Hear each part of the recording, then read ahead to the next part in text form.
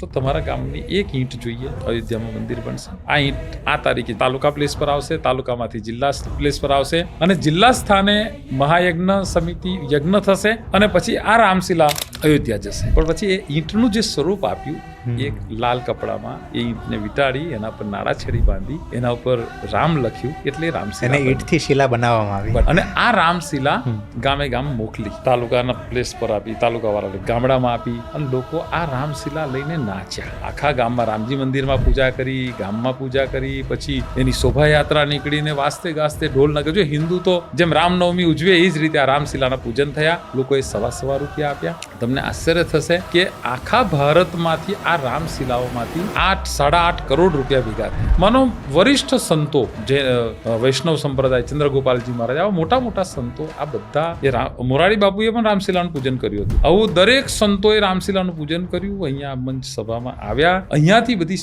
રામશિલાઓ અયોધ્યા પહોંચી.